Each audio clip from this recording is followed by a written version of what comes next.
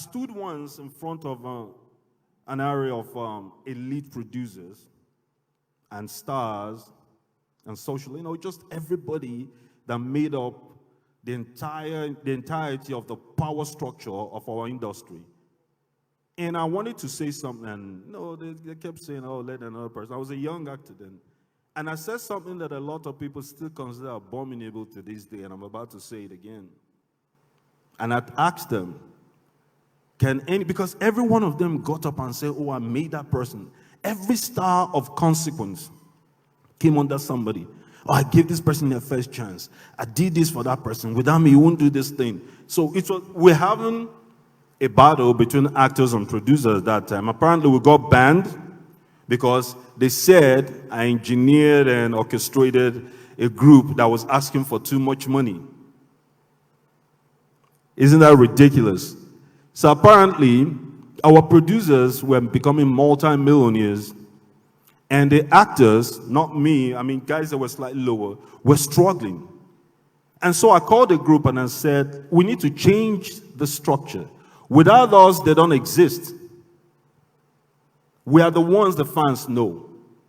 We're the ones with the gift and the talent. Why would they be earning more than us? Why is there no balancing skill, some sort of skill where at least something could be measured, barometer by which they will say at least we're doing well? Why is the gap so distinct? Why is there a total disconnect in the wealth appraisal between us and them? So I said everybody should start asking for more money. So they got together and banned me for 2 years. And when they banned us for 2 years, they brought a new crop of actors to take our place. Check the history. Totally relatable story you can find in our archives. So these new guys they brought could not make the billing. They weren't making enough money. The fans totally rejected them. They could not make the 1 million sales, 2 million sales that we were snapping out of our repertoire with our movies.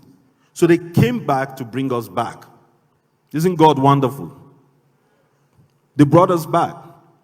On the negotiating table, everybody had something to say. I made you. Without me, you wouldn't have been that. I give you your first chance.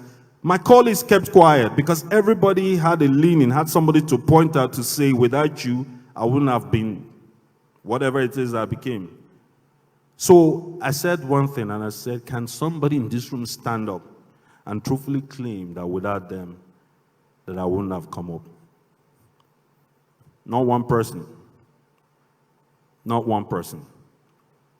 Because I knew how I started it. I knew the belief that I had.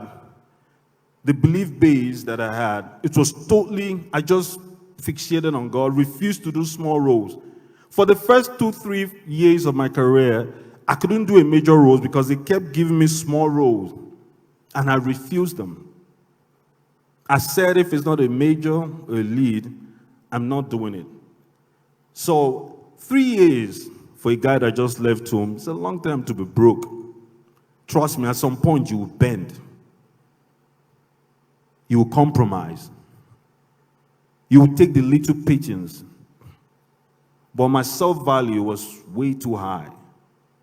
It wasn't about money. It wasn't about anything. I just knew that this is the standard I set, and I wasn't going to relent it, not for anybody, not even for myself. So no matter what I was going through, it's just a question of time. It has to be understood in this room that whatever you're going through is just a question of time. The overriding factor is your total belief in yourself. And so my day came one day.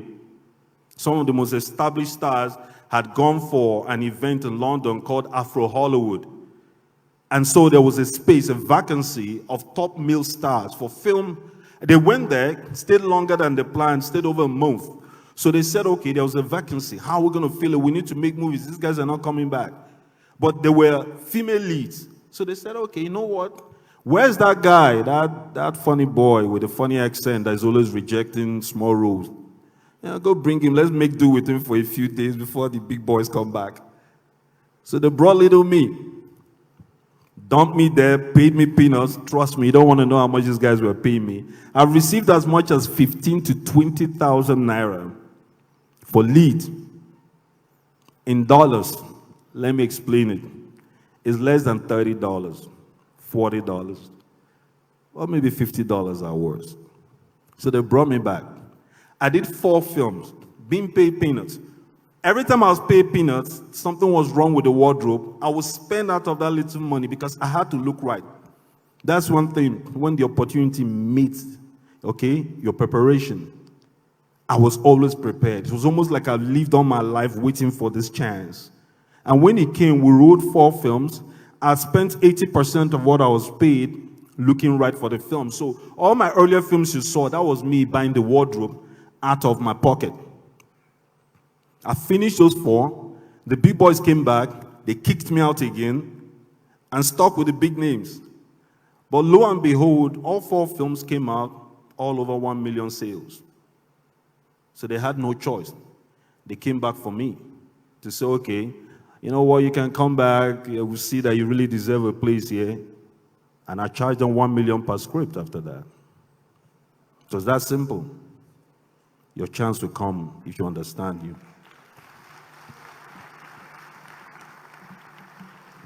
Thank you.